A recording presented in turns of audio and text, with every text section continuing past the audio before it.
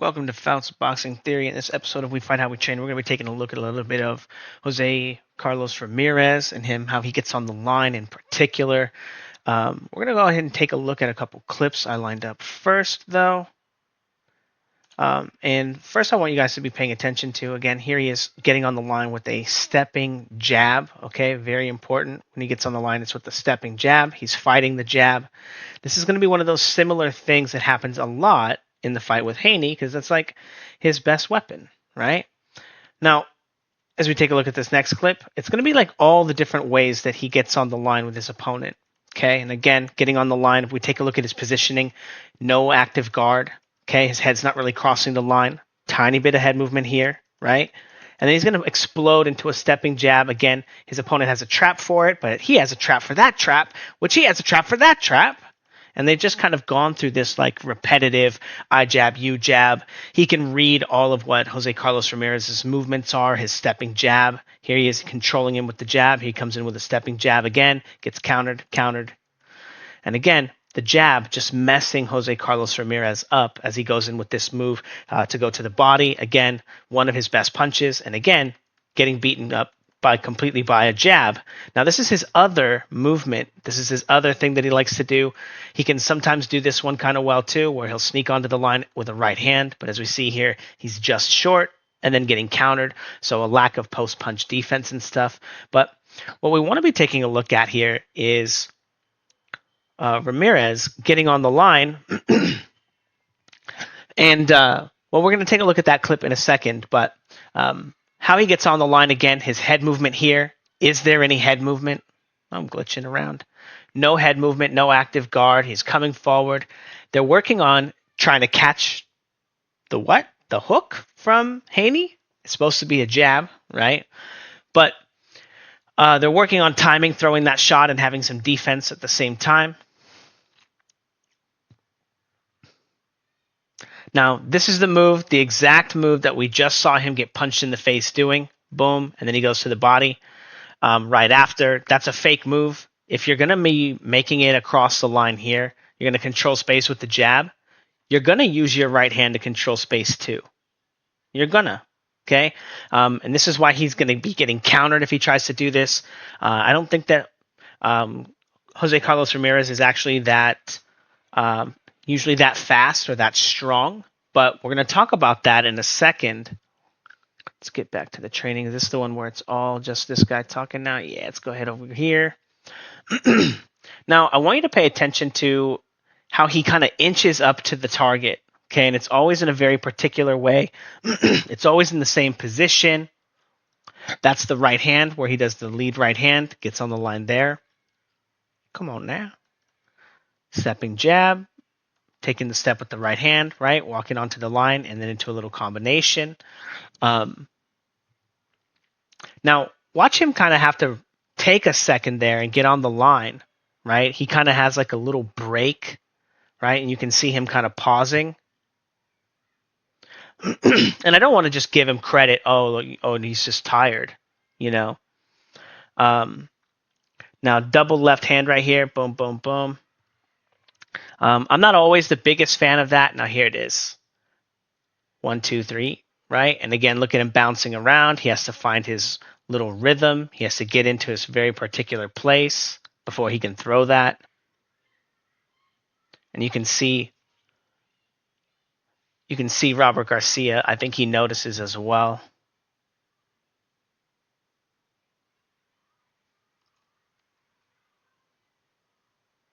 Looking at his feet here. What's going on? And again, you see how long it takes him to get planted and to get set, how he has these little things that he does in the middle. Now, we're going to go ahead and take a look at some of his heavy bag work. And again, a lot of this stuff, again, it's all in here as well. He just doesn't have the correct patterns to really move around and know how to step around the bag correctly and continue fighting an opponent, right? Not putting himself out of position. A lot of breaks, stepping jab. There's the lead right hand that he practiced. Look at how close he is, and he's still stepping, jabbing on the bag. Look at how close he is. You can see him in the mirror still stepping, jabbing there. Now, again, obviously, you still want to practice your stepping jabs, but it can't be the only jab that you have. It can't be. A couple of overhand rights, not bad. Right hand to the body and then an overhand right, pretty cool. Um, Jose Carlos Ramirez has beaten a couple of guys I've picked against him, or I've like, oh man, that'll be a tough fight. Like I thought actually Comey was going to beat him. And honestly, I wondered how the Pedraza fight would go, just because Pedraza is such a nut. He's always just jumping around and flying around. He just doesn't know how to do it and punch. Real quick, we did if you guys are interested in the full fight film studies, we watched that fight with Barboza and what's his name, and Jose Carlos Ramirez. We watched Haney and Garcia, Rolly and Cruz. We watched a whole bunch of fights for this card. They're all on Patreon. There's a 7-day free trial. Check it out. It's $10 a month after that. Or if you're looking for boxing coaching, you're looking for someone to look at your training because your coach doesn't know what he's doing. It's about $13 a month if you get a 1-year membership to the Discord. It's a community of people posting drills. There's tons and tons and tons and tons of content on there. Tons of coaching videos, over 100 drills to practice, whether you're doing boxing or kickboxing. Boxing is an incredible base for kickboxing as well as MMA. But it's a community with people all across the United States. I go out and I travel and I meet these guys as well. So if you're looking to meet, you're looking to train, you're looking to get good, or say you want to prove that I'm a fraud and you want to join, $160 for a year. I guarantee I'll improve you in incredible amounts. Okay, or you can leave me a terrible review. Also, if you want private coaching, and the Discord is actually like semi-private coaching, you'll send the videos in. Oftentimes, if I have time, I'll just make you private videos or make you stuff to help you get better, give you things to work on. And again, when you're in the Discord, you don't have to ask what you should be working on. There are over 100 drills for you to learn how to get good at. 100. Okay, none of them interfere with the development of the others. None of them make any of the other ones worse. You got to get good at all of them. But you'll see how they all kind of come together and teach you how to fight. But I strongly encourage you to check it out. Or if you're looking for a scholarship, say you're super poor and you don't have any money and blah, blah, blah, blah, blah, send me a 30-minute jump rope video, no breaks. Keep going. Even if you stop and you fall or whatever, get back up, start jumping rope. Okay. I'm looking for people who want to work hard, who want to train hard, who want an opportunity. And I can give you some extremely helpful boxing critiques. Okay. I'm the first coach in history to be able to figure out how all the punching power works. All modern film study done today is done off of the languages that I created for film study, the theory that I taught, the reasons that I created, the rules. Okay. Boxing Gems, all those other channels, those are all copycats of my theory, my art. And they use my terms. Yeah, it all came from me. So if you're looking for someone who can actually teach you what, why, and where, what you're supposed to be working on, okay, check out the Discord for the coaching. Yeah. But anyway, some decent power punching in here. Still very particular with his lead position here, how he has to always approach the bag from essentially the same angle.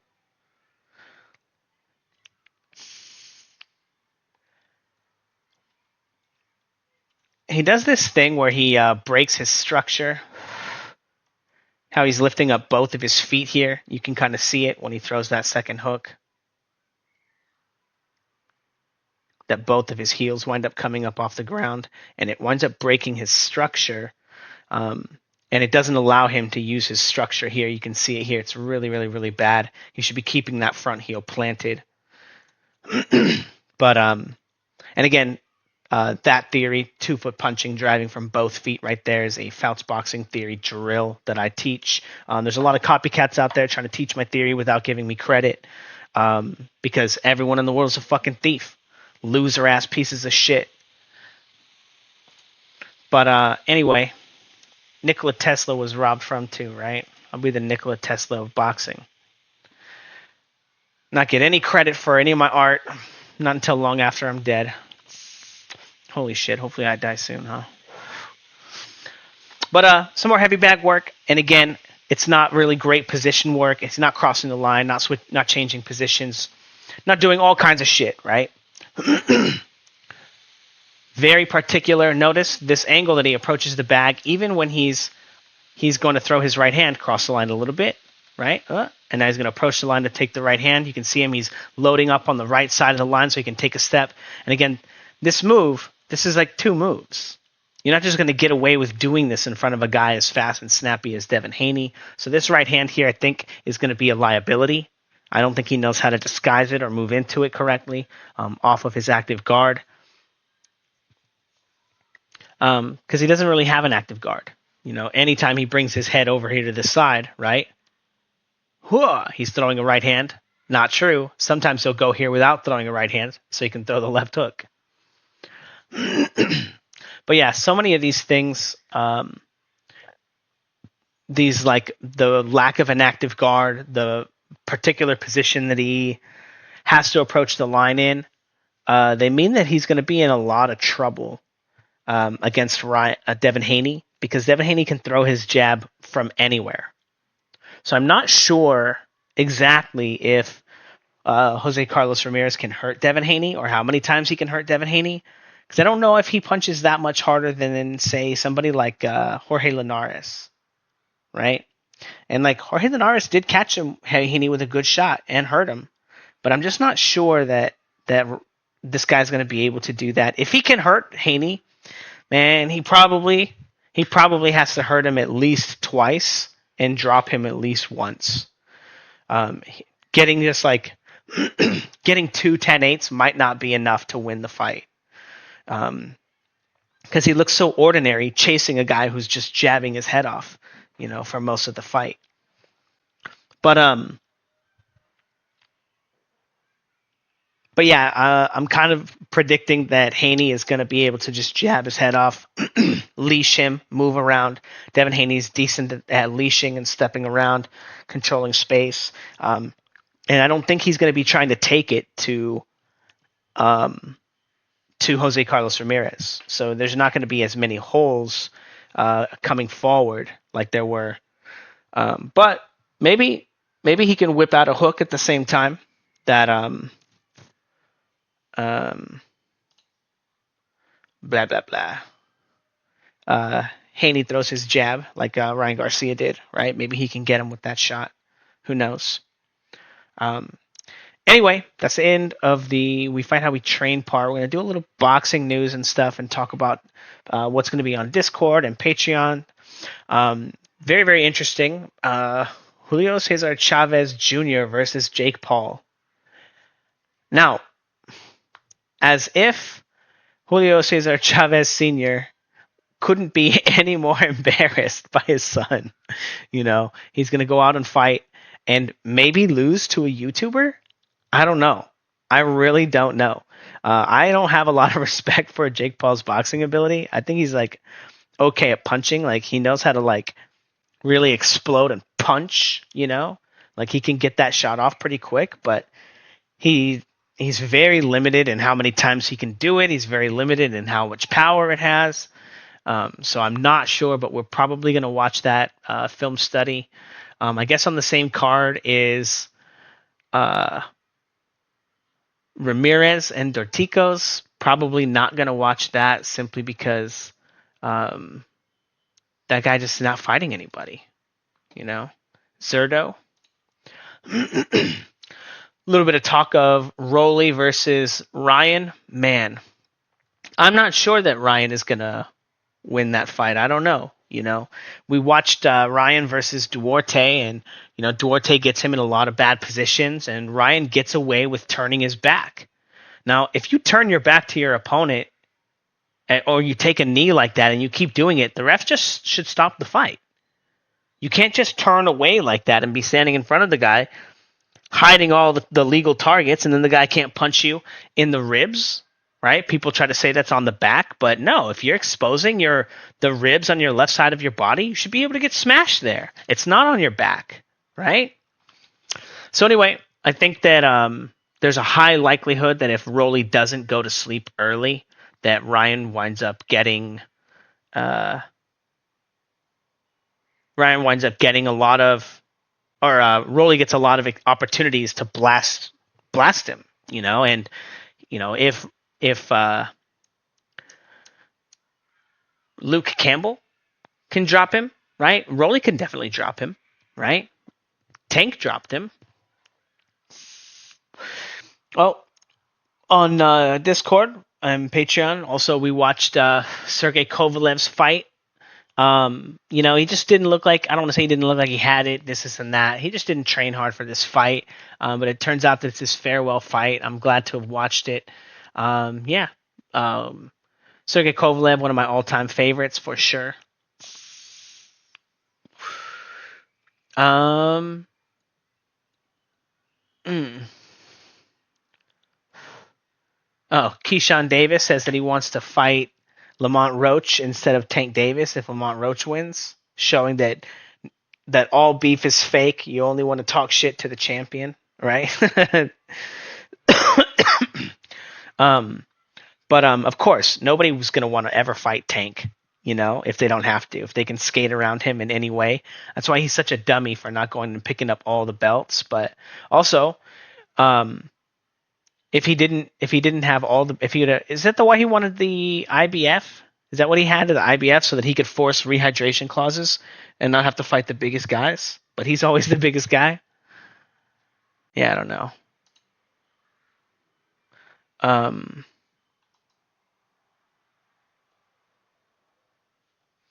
Let's see. Oh, Conor Benn is this week. Conor Benn versus Eubank Jr. Still not sure who I favor. Eubank can sometimes let his hands go pretty well. Eubank has a couple of good fights, but Conor Benn is so big, right? Conor Benn is so big. Or Eubank is so big, and Conor Benn is like, I don't know. He got fast hands, but he sucks at getting on the line. And maybe that's like the only thing that Eubank Jr. is good at, is getting on the line and moving around. Still not sure who I think is going to win that fight, but we didn't actually do any film study on it. I don't really want to watch Eubank Jr. fight, so yeah. Really, really, really cool. We didn't watch it yet, but I think we're going to watch it. Fundora fought this weekend. His little sister, and, proving, right, if you train correctly, there's no difference in men and women, right? If you train correctly and you train hard, they're not going to get as big because they can't develop as much muscle, but why not as strong? If you're a female fighter and you're looking to get better, I can guarantee teach you punching power, and not just punching power like bullshit. Teach you punching power, real, legit punching power. Teach you to be a better puncher than Ryan Garcia. Blah, blah, blah, blah, blah. Anyway, it was looked like it was a good fight. We're going to watch it probably on Patreon and Discord this week. Maybe today. Probably today. I kind of want to watch it. Really big card for a couple weeks from now. July 12th is Berlanga and Shiraz. That's really interesting. Definitely going to have to film study that. But interesting as well, Zepeda versus Stevenson. Finally set to happen. I heard that he left Matchroom as well. I'm not sure what that was about, if that was why he wasn't going to be getting like the big money, and if he inked a deal with someone else who just, is basically cashing him out because they think he's going to win the fight with Zepeda. Anyway, I actually don't know who he signed with, but yeah, it's probably, this is not going to be a good fight for him. I think no matter what, unless there's like some drastic improvement in Shakur, this is going to be that fight that, that defines his career. If he doesn't take it seriously enough, like, I'll remind you guys, Mayweather versus Castillo won. If you watch that fight, everyone thought that Castillo was just, going to get dominated in the first fight. Nobody gave him a shot. HBO was saying that he sold his belt, allowing Mayweather to move up in weight and fight him immediately, right? Again, you used to have to work for your rankings, and then the WBC was just like, wait, there's just so much more money if we just keep promoting this same guy.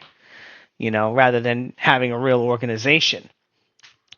But that was a really hard fight for Mayweather. And then he had to go fight that guy again to prove it wasn't a fake, that he won.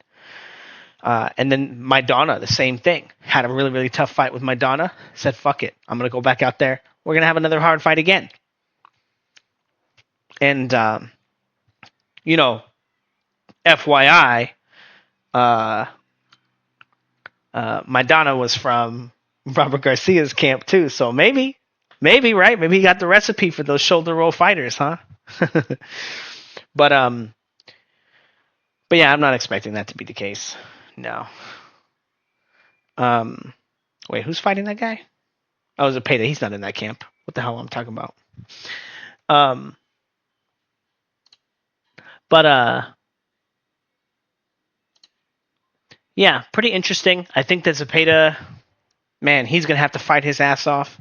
I mean, what is his default, right? Just go in there and throw a lot of punches, right? Like, there's not really that much boxing. There's not really that much, I don't want to say that much strategy. He's just like, okay, I know I have to get in there and hit the guy a lot of times to win the fight. Might as well just get in there and start hitting the guy a lot of times and try to win the fight, Yeah, it's going to be interesting. Glad that it's signed. And then David Morrell versus some guy that we've never heard of for some reason. Imam Katayev. Yeah, I'm not sure who that is. I guess we'll have to do some film study on that guy on Discord eventually as well. Let's see. Any other interesting news? Yeah, Gabriela Findora. Ben Whitaker. Ben Whitaker had a fight. We watched it on Discord. It's on Patreon as well. Yeah, it's a pretty good performance. I think I didn't watch the first one, so I didn't know what to compare it to, but people in the Discord were saying that they thought that the fight was going to go the same way that the first one did, with Ben Whitaker gassing out and, just throwing random wild punches. I mean, I thought he was fighting pretty well. It was a short fight. He caught him with a hard shot, and then he caught him with a shot, and then the guy buckled, and the ropes kind of held him up, and it should have been a standing 8 count instead of a stoppage. I'm not sure why that is. I mentioned on Patreon that I think it's they've got a whole bunch of amateurs in the UK. They don't really have very many professionals, so maybe they've got amateur rules for the pro fights too. Like, it's not standing 8 counts. It's not, if anything holds you up, because the referee really, if not, had no fucking business stopping that fight, and that guy should be suing him, right? He fought within the rules. He went down, and the referee should have had to give him a standing 8 count. Also, on the note of Jose Carlos Ramirez versus Devin Haney, what's Jose Carlos Ramirez going to do when he finally does make it on the line with Haney and Haney just ducks below the waist or grabs him? He's not going to have any answers for that because, biggest interesting thing about Jose Carlos Ramirez thing, he's working with a new strength and conditioning camp now. And it looked like he was doing some cool stuff. It wasn't like the hardest, most difficult stuff to do, right? But pretty functional stuff. He looked kind of strong, and I only saw a couple minutes, him fucking around a little bit. But if he's got a new strength and conditioning guy, and he's a little bit faster, he's a little bit sharper, and hits a little bit harder, and he's a lot harder to wrestle because Devin Haney is fucking strong, then he could have a shot because he's in theory, supposedly, he's bigger than Haney, but I don't know if that's the case. So, anyway, yeah, Ben Whitaker. Thought it was a good fight. Thought it was, he's probably going to stop that guy anyway. He caught him a couple times. Probably shouldn't have been stopped there, but probably would have been stopped anyway. Looked like he was schooling the guy easily. The guy wasn't landing anything, so I don't know what all the hoopla was about it.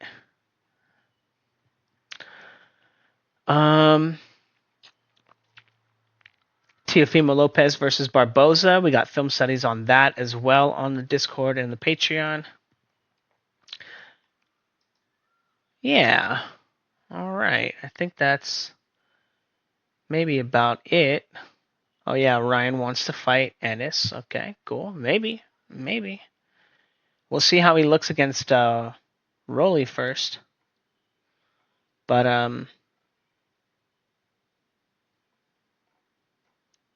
yeah, I think that's gonna do it for today.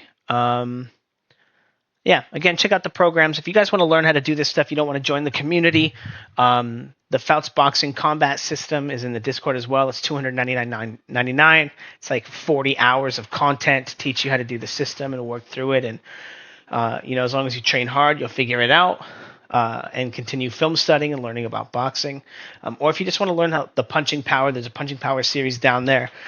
It's like the first 3 lessons that I would give somebody if you met me in person. And it's a lot of work. It's a lot to do. It's a lot to work on. But it'll help you tremendously if you do it correctly. All right. See you guys.